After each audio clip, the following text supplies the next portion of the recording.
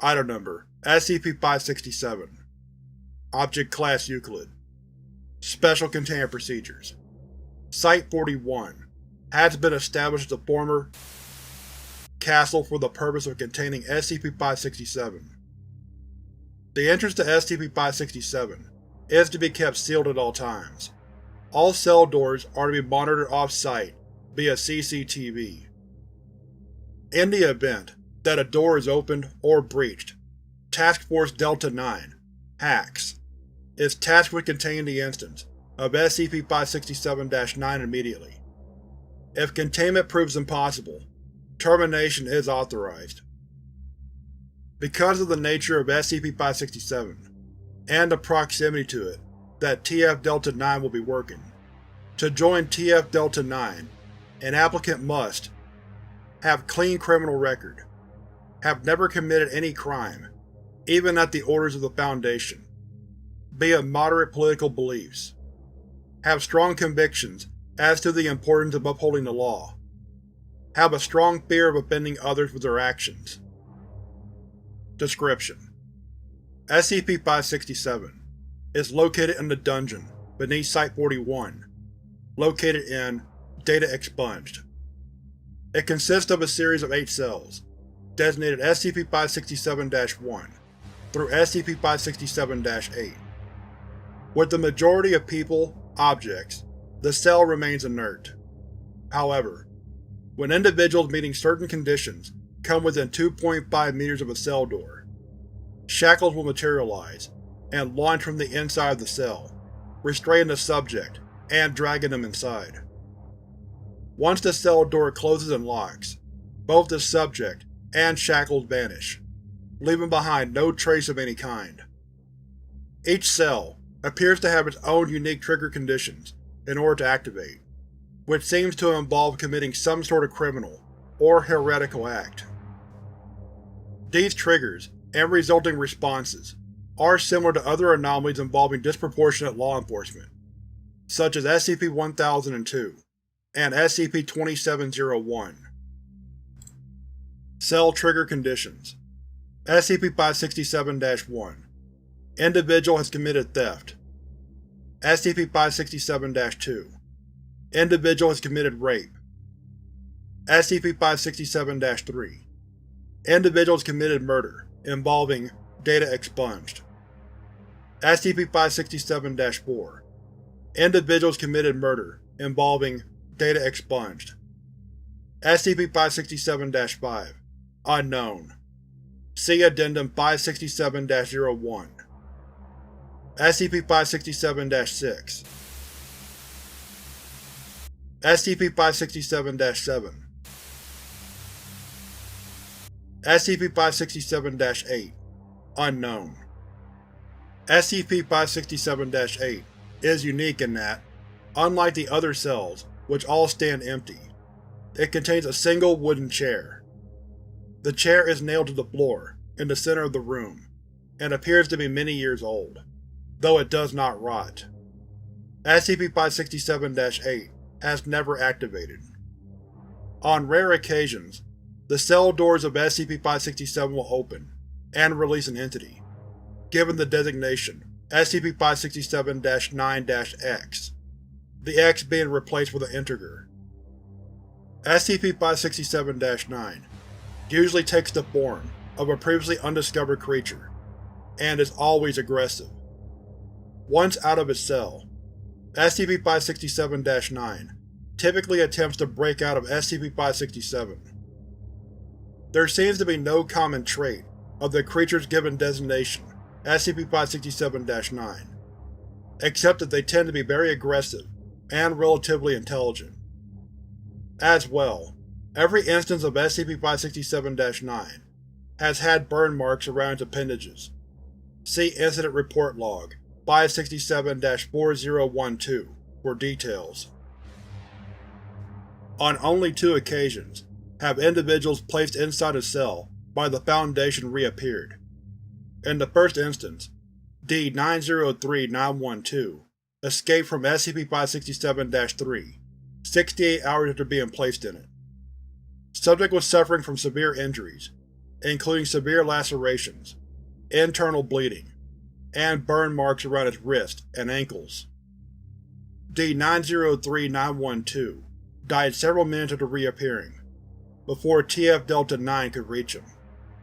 In the second, D-937122 appeared 157 months after being placed in SCP-567-6. D-937122 attacked Foundation personnel on site, despite also having suffered serious injuries, including head trauma, several missing fingers, and burn marks around her wrists and ankles. Once restrained, D-937122 was interrogated by a member of Task Force Delta-9. See Audio Log 567-937122. Audio Log 567-937122. Begin log. Agent 021. Please state your name. Heavy breathing is heard from D-937122. No response. Please state your name. D-937122 does not respond. Look, I am very sorry and I want to help you, but we can't give you medical attention unless you cooperate with us. So please state your name for the record. My name? You want to know my name? Fuck my name. There is no name. There is no anything. But there is. I escaped. I got the metal off.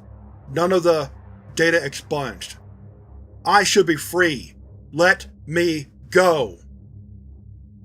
D-937122 is heard struggling, apparently attempting to escape. I apologize, but now we have the opportunity to…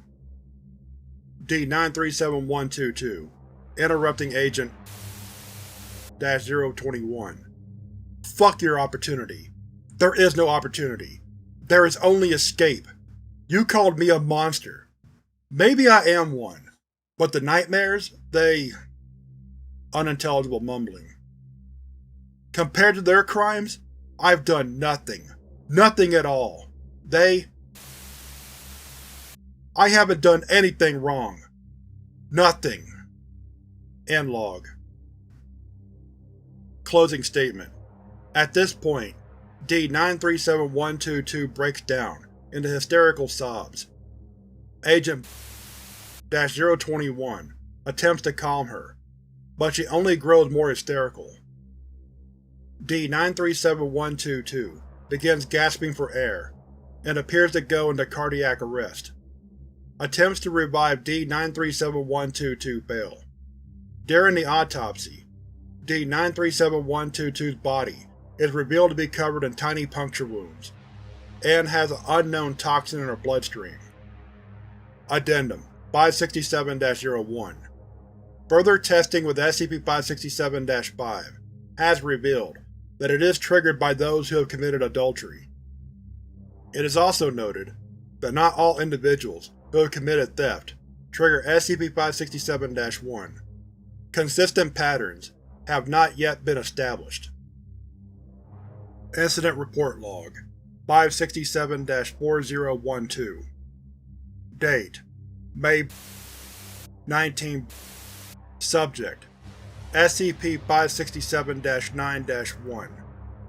Description: Though there were 2 reported incidences of SCP-567-9 before the Foundation arrived, SCP-567-9-1 was the first incident observed by the Foundation.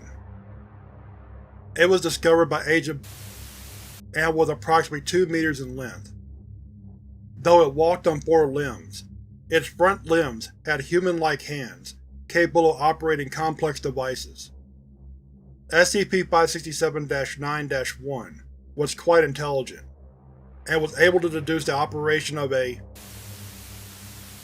There were a total of 14 casualties prior to its containment. Date: June 19. Subject: SCP-567-9-2. Description: SCP-567-9-2 appeared shortly after Site-41 was fully established and quarantined. and took the form of Foundation personnel suffered 9 casualties before it was destroyed with remote explosives. Agent who participated in the containment of SCP-567-9-2 is currently undergoing psychological counseling for his experience. Date: July 19. Subject: D-834200. Description: D-834200 was used as part of testing to determine the trigger condition for each cell. When placed in front of the cells, SCP-567-6 and SCP-567-7 both activated simultaneously and attempted to draw D-834200 in. After a brief struggle, D-834200 was. The individual body parts vanished as per the usual, once drawn completely into the cell. Date: July 19. Subject: SCP-567-9-5. Description: during testing of SCP-567-4, when the cell door was opened, SCP-567-9-5 manifested, and immediately attacked and killed Dr. without warning. It took the form of. Due to the presence of high-value personnel, standard containment procedures were not feasible. After a total of 7 casualties, was able to lure SCP-567-9-5 back towards SCP-567-4, at which point it activated, drawing SCP-567-9-5 back into it. Date: December 2000.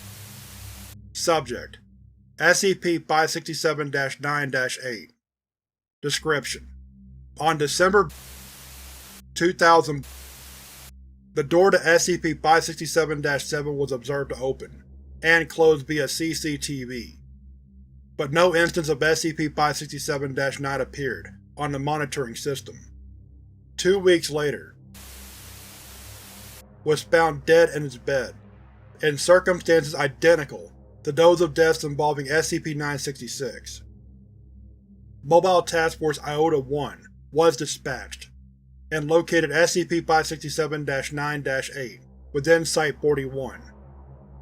SCP-567-9-8 appeared similar to an instance of SCP-966, with variations in SCP-567-9-8 was successfully contained, and facility cameras were upgraded to observe additional wavelengths.